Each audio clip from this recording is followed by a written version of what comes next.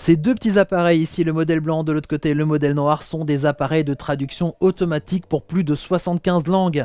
Ça peut être pratique pour des professionnels mais aussi pour des particuliers. Il y a deux principaux modes, un mode conversation et un mode conférence. Alors le mode conversation, si vous êtes face à une personne étrangère qui ne parle pas la même langue que vous allez parler dans votre langue d'origine ici à cet appareil, puis lui présenter l'appareil devant les yeux. La personne va voir le texte écrit, c'est pas mal, mais aussi va pouvoir l'entendre oralement. Et vu que c'est pour une conversation, eh bien la personne va pouvoir parler à cet appareil, il y a un petit bouton qui est prévu pour, je vous expliquerai ça dans la suite de la vidéo, et vous allez pouvoir lire la traduction et aussi l'entendre donc en français. Ça, c'est pratique donc si vous êtes un professionnel qui rencontre comme ça beaucoup d'étrangers, mais aussi si vous êtes un grand voyageur et vous vous retrouvez dans un pays avec une langue un peu complexe, et bien ça, cet appareil va bien vous servir. Le second mode, encore un peu plus poussé, mais peut-être un peu plus destiné à des professionnels, est le mode conférence. Imaginez une assistance comme ça avec plus de 75 personnes qui parlent chacune une langue différente. Eh bien on les équipe chacune de ce petit boîtier. On va donc les associer, les jumeler, on peut associer ces boîtiers-là pour créer une salle de conférence. Et lorsqu'une personne va parler à son boîtier, le message va être transmis et traduit directement aux autres boîtiers chez les personnes. On pourrait y avoir comme ça 75 langues différentes, 75 messages différents à partir d'un seul et même boîtier. Alors voilà, c'est un peu plus pro, et bien sûr il y a plein d'autres options et plein d'autres particularités sur ces appareils dont je vais vous parler dans la suite de cette vidéo. Alors si vous avez l'habitude d'utiliser un smartphone ou un lecteur MP3, vous ne serez pas dépaysé, l'appareil ressemble quand même énormément. Vous avez un petit bouton donc pour allumer l'appareil, les deux petits boutons pour monter et baisser le son. Vous avez ici un écran tactile qui vous permet d'accéder aux principales fonctionnalités, aussi bien sûr la partie paramétrage de l'appareil. Et sur la face avant, vous avez ici le fameux bouton qui va vous permettre donc d'avoir des conversations avec une personne étrangère en face, c'est-à-dire qu'il y a deux micros.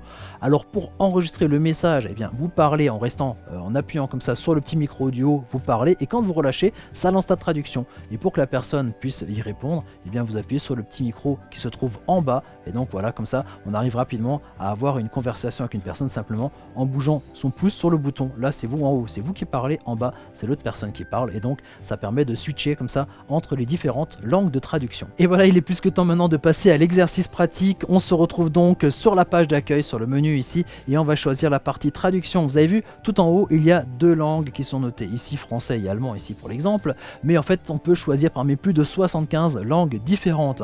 En haut à gauche ça va être la langue d'origine, votre langue, en haut à droite la langue dans laquelle vous voulez traduire vos propos, donc la personne qui va être en face de vous. On peut facilement switcher de l'une à l'autre grâce au petit bouton là qui est au milieu, mais en fait ce qui va changer c'est que quand vous parlez ça va être le bouton d'en haut et lorsque la personne en face va vous parler ça va être le bouton du bas. C'est simplement ici pour se repérer. Quand vous allez parler à cet appareil pour la traduction, ça va fonctionner un petit peu comme un talkie-walkie, c'est-à-dire que vous appuyez, vous dites votre phrase et vous arrêtez votre phrase et vous relâchez. Il ne faudrait pas couper en plein milieu, sinon l'appareil ne comprendra pas trop pourquoi il y a des coupures comme ça dans les phrases. D'ailleurs, je vais vous faire le petit exercice.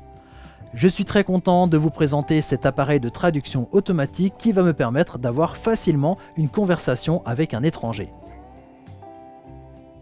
Ich freue mich sehr, Ihnen dieses Gerät für maschinelle Übersetzung vorstellen zu können, mit dem ich problemlos ein Gespräch mit einem Fremden führen kann.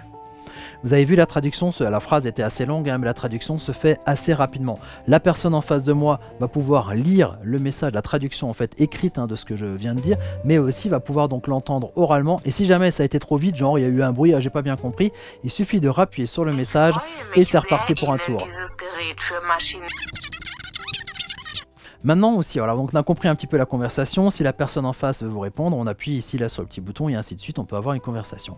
Maintenant si c'est un message récurrent, du genre oui je souhaiterais aller dans l'hôtel machin un tel, etc., quel chemin dois-je suivre, si c'est quelque chose de récurrent, on peut enregistrer un message dans les favoris. Pour ça il suffit de rester appuyé sur le message et on accède comme ça, on peut donc supprimer les messages, effacer l'historique de toutes les conversations que vous avez eues et on peut choisir de le mettre dans favoris. Voilà, donc à un moment donné, bon, pas besoin de répéter systématiquement à la personne, si vous êtes perdu quelque part, il suffit de rappuyer comme ça sur le message pour que les personnes puissent vous aider par la suite. Voilà, ça c'était le premier mode, donc le mode traduction. Allez, c'est parti, on passe donc au second mode qui est le mode conférence. C'est les deux petits bonhommes là, voilà, qui communiquent ensemble. Voilà. Donc ce qu'il faut savoir, c'est chacun des appareils a en fait un nom et donc il suffit d'associer tous les noms des appareils pour créer une salle de conférence. Alors évidemment, plus il y a d'appareils, plus il va falloir les associer ensemble. Ensuite, on peut choisir donc la langue de la personne qui va émettre le message. Alors sur celui-ci, j'ai choisi de mettre le français et ensuite sur les autres, on peut choisir la langue qu'on souhaite. Et donc une personne va parler là et on va recevoir un message donc différent qui va être traduit à toutes les personnes qui disposent ici de ce boîtier. On va faire le test.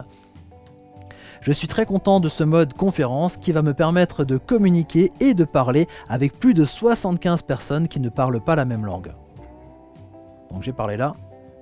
I am very happy with this conference mode which will allow me to communicate and speak with more than 75 people who do not speak the same language.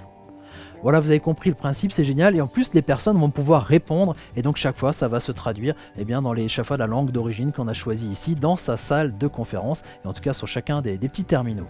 Maintenant que vous connaissez déjà un petit peu mieux ces produits, on va pouvoir se lancer dans un peu plus de détails concernant la fonctionnalité et leurs particularités. Si vous cliquez sur la fiche, la fiche produit dont le lien se trouve dans la description de cette vidéo, vous allez voir que ce sont des appareils connectés.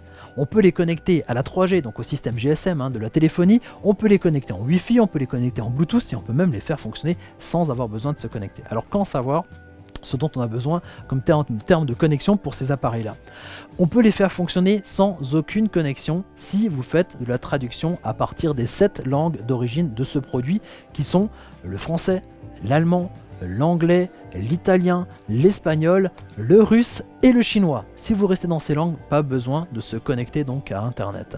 Par contre, évidemment, si vous quittez un petit peu ces zones-là en fait de langues et vous rentrez dans des langues un peu plus complexes, un peu plus rares, il faudra vous connecter à internet. Pour ça, vous pouvez intégrer à ces appareils-là une carte SIM, la carte du téléphone, qui vous permet donc de se relier comme ça à internet via un forfait data. Il y a une petite combine quand même, si vous n'avez pas envie de rentrer la carte SIM là-dedans, il suffit de prendre votre smartphone, de mettre en partage de connexion le Wi-Fi et de vous connecter donc en Wi-Fi à partir de ces appareils-là, donc en profitant des datas de votre smartphone si vous n'avez pas de carte SIM. Ça c'est une petite combine, une petite astuce. Et donc forcément, ces appareils-là se connectent aussi en Wi-Fi. Donc si vous êtes un hôtelier chez vous et vous recevez des étrangers, vous restez sur la couverture Wi-Fi, pas besoin d'avoir une connexion en 3G, pas besoin d'avoir une carte téléphonique. Et pareil, si vous êtes un voyageur et vous arrivez dans un hôtel, vous récupérez le code Wi-Fi et vous pouvez comme ça communiquer avec toutes les personnes qui sont autour de vous.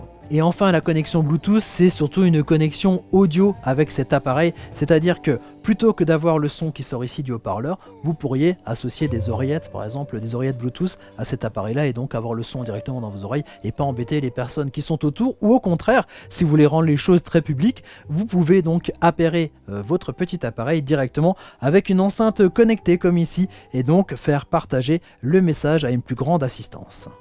Freue mich sehr, Ihnen dieses Gerät für maschinelle Übersetzung vorstellen. Bon, il y a aussi un troisième mode sur cet appareil qui s'appelle le mode enregistrement, qui pour moi n'est pas très utile pour ce type d'appareil. En gros, c'est un dictaphone. Vous parlez, vous enregistrez. Ça peut être pratique par exemple pour répéter des messages récurrents. Alors ça s'enregistre sur la mémoire interne de l'appareil ou alors sur une petite carte SD qu'on peut aussi ajouter parce qu'il y a aussi un emplacement prévu pour une carte SD.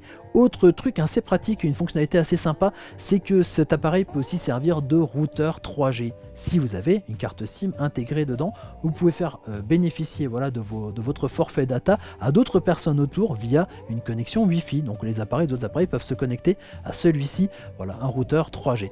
Alors il y a quand même aussi une chose à savoir, c'est qu'on peut mettre à jour le firmware. Le firmware, c'est donc le logiciel intégré interne de l'appareil qui permet de le faire fonctionner. On est sur des langues vivantes, donc c'est pas mal de temps en temps de faire une mise à jour. D'ailleurs, un des appareils ne fonctionnait pas très bien lorsque je l'ai sorti de la boîte et il a fallu faire donc cette mise à jour et depuis il fonctionne superbement bien. Donc il faut le brancher quand même via le câble d'alimentation de rechargement en électricité pour être sûr qu'il n'y ait pas une panne de courant au moment où vous faites la mise à jour qui dure à peu près un petit quart d'heure. Alors oui, c'est des appareils électriques, donc il faut les recharger de temps en temps et l'autonomie de cet appareil peut aller jusqu'à 10 heures. Voilà, donc je crois qu'on a fait le tour de ce traducteur automatique et moi je vous dis à très bientôt pour découvrir d'autres objets techno. Allez, ciao ciao!